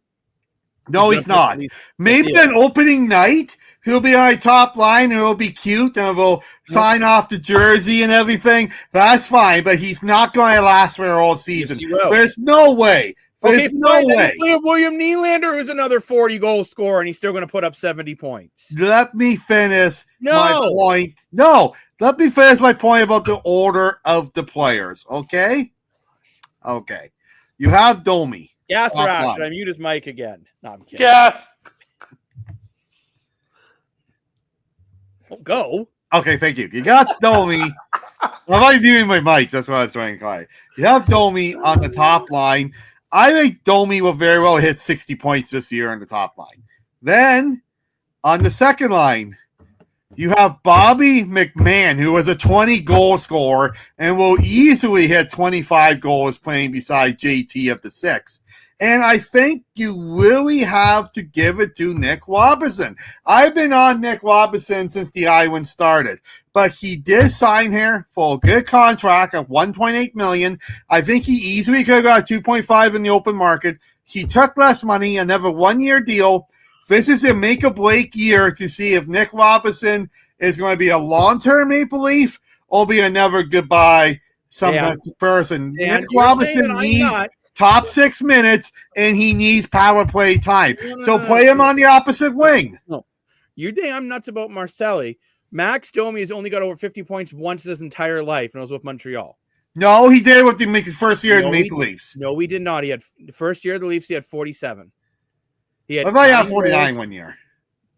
That was as a Blackhawk. It's Dan, 49 is less than 50. Wow, we need to work on your math. Okay, I get it. He hit over 50 twice in his career. His rookie year in Arizona, and then 2018-19 in Montreal, he had 72. In Toronto, he had 47. Last year he had 33. We want a team. Second liner. You need some toughness on that second line. You have Nyes as the toughness on the first, Domi on the second.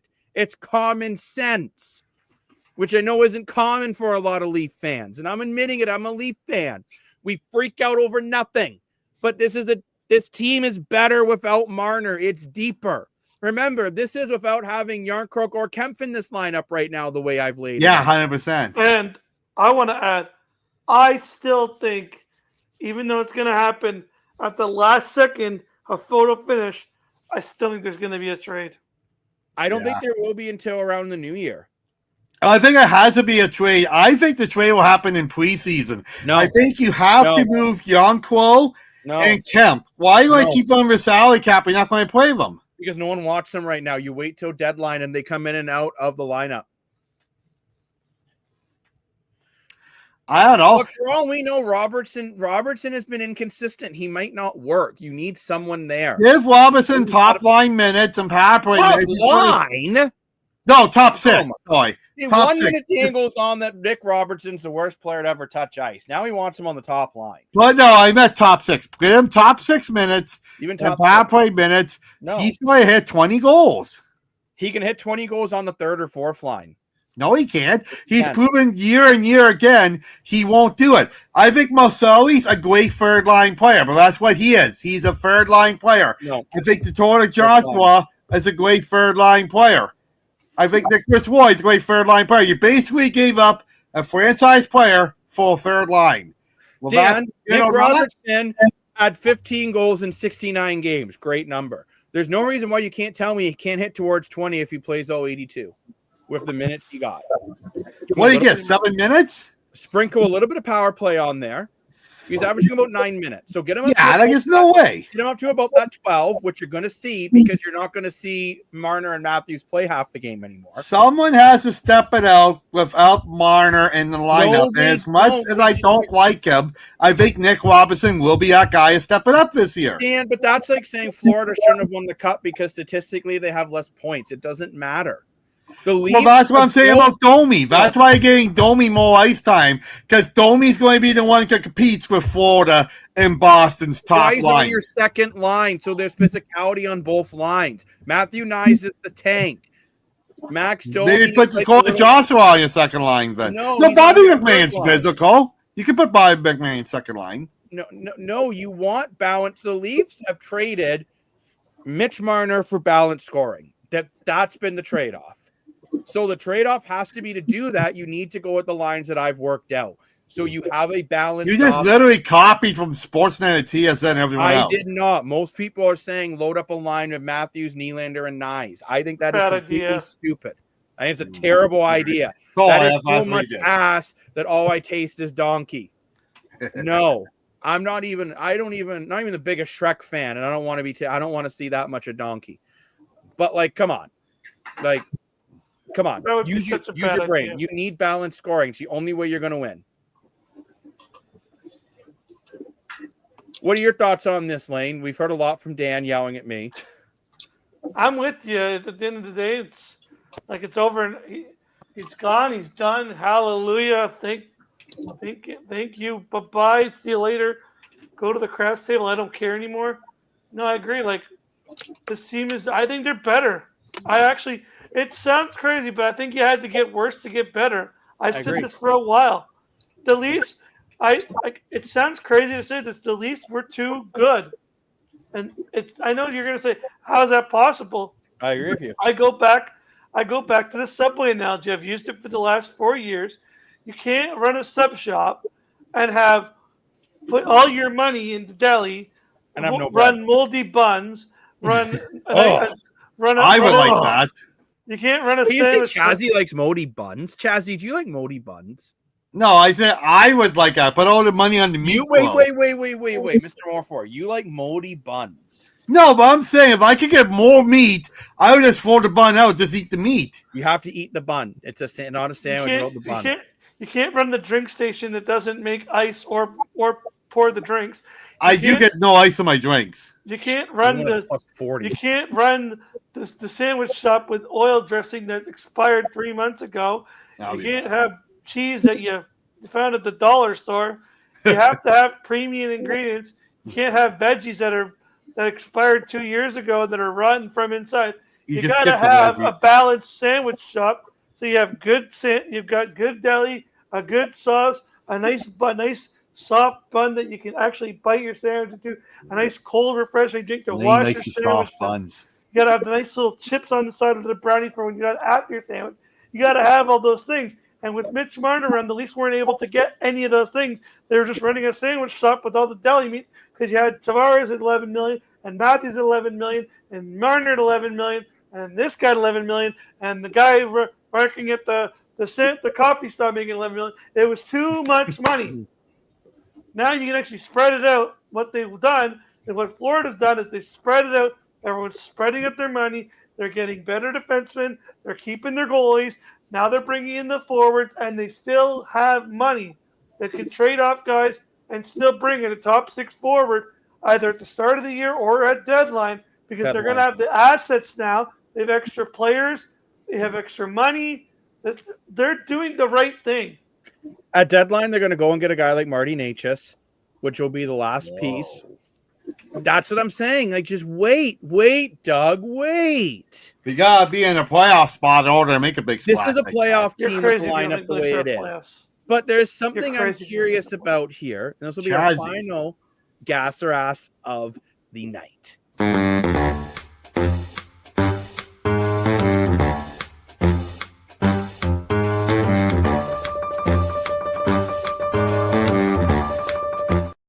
The Leafs need to stop focusing on adding more and worry about re-signing Anthony Stolarz. Gas or ass? Gas. I'm still saying ass. I still feel it's gas. I think you got to get Stolarz signed. Chazzy, what are you thinking? Gas or ass? Gas. The reason why I'm saying gas is because I think the Leafs have not had a franchise goalie since the early to mid 2000s. And I think you actually potentially have one in Anthony Stolarz. So get him locked up on a 3-year deal, make him your bona fide starter, and cut away from the drama before it starts. Because I think if you sign Stolarz now, you can get him for around that 5 to 6. Yeah. Which for what the market is right now is very good, considering the rumor is James Reimer could get upwards towards $3 million. Season starts. Teams are desperate for goaltending. Whoa. Teams are desperate. So he's been making $1 million the last 10 years. Teams are desperate, Dan. Wow. They're saying Roslovic could be getting upwards towards 7, and that's why he hasn't signed yet, because teams are still fighting for him. Colorado's pivoting more than Lane's fixing his beautiful pitcher behind him. That's not Lane, that's Chazzy. Colorado made a nice signing actually today, signing out Olasov, I didn't pronounce the name right, from Vegas, who had 4 points in the playoffs, 29 points in the regular season. So I figure and they only signed him for $1.5 million. That's a great fucking contract. Olafson's a great player. So Colorado's got a real gem for their third line. Yeah. That's what I'm saying, though, right? That's why Toronto, when everyone says Toronto needs to make a move, no. They need to be patient. Brad Treliving is a smart general manager. And I think he's waiting to see, because I bet Calgary has told him, hey, and I know you guys all think he's not going to work if Calgary. But I think at the end of the day, if Calgary sees it's the best option, they might.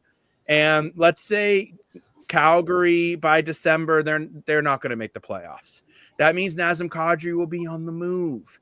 And Toronto will have the ability to get him because they didn't go overpay Nikolai Ehlers or Roslovic or Brock Besser. They'll have the room to go get the top 6 gritty forward that they feel they need, to go get the second line center so John Tavares can play on the third. They will have the ability to do it. So that is why I think Toronto should just wait a little bit and now focus on guys that they want to lock up for the somewhat long term. And I really feel Anthony Stolarz is the guy you want to lock up long term. I personally think he was being completely disrespected by Team USA since he didn't even get an invite to the camp. I think he's a much better goalie than Jeremy Swayman right now. Way better. I still don't have any confidence in Jeremy Swayman. No, personally, I mean, I think Edmonton should have went and tried to get him, especially when John Gibson was off the market. Yes. But then again, you have to look, if you don't sign Stolarz, Vegas already tampered with your players once, hypothetically.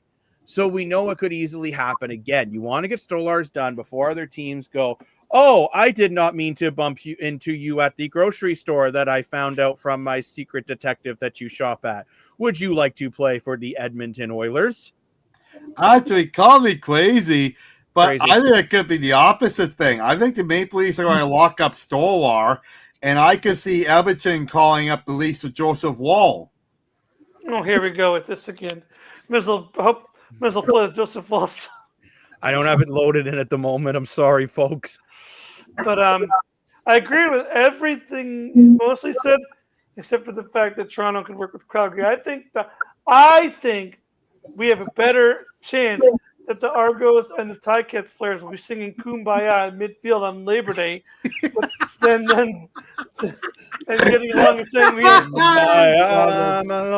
they'll hold hands and be like,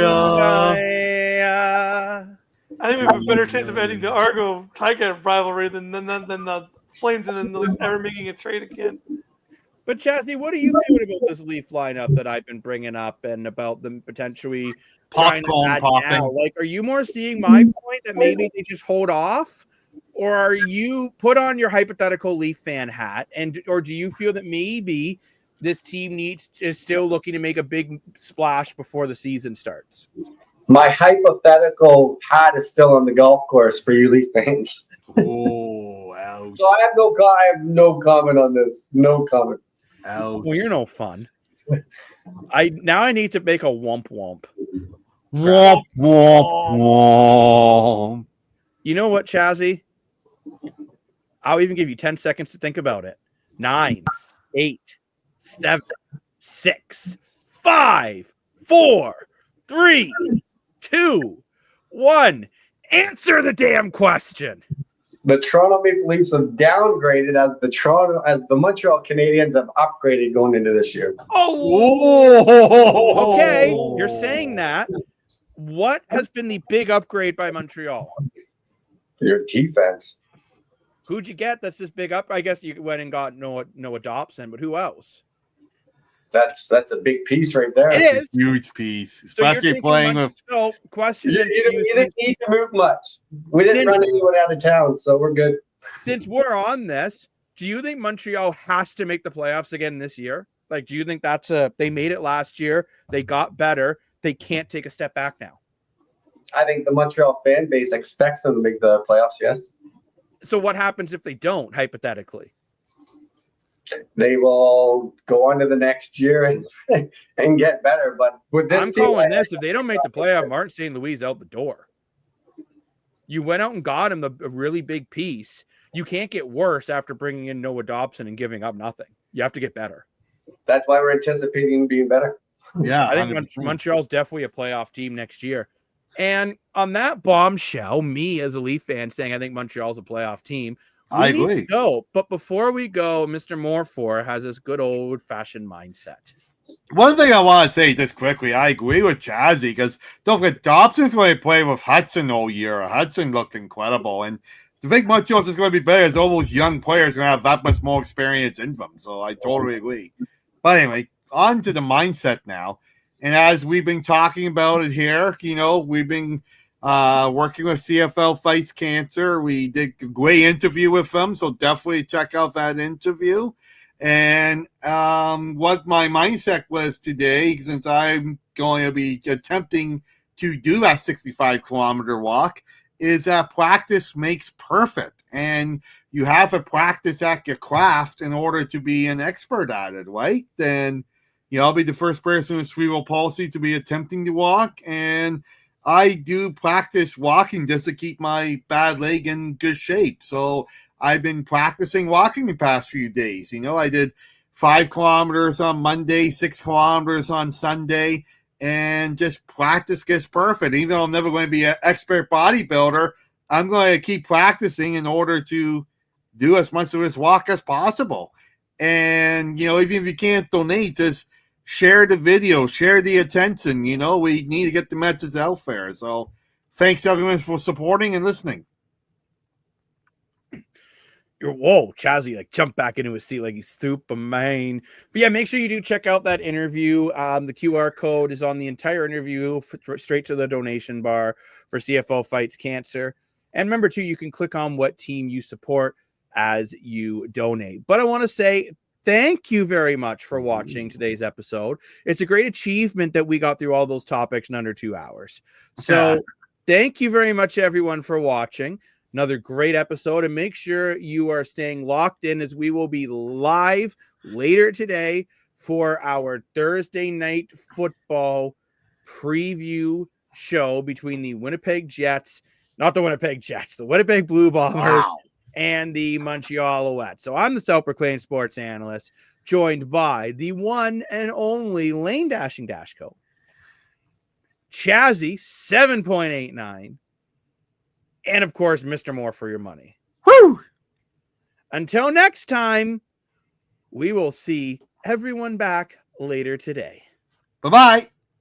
Oh, my gosh. I think I saw a ghost. Or is it just John Cena's ghost?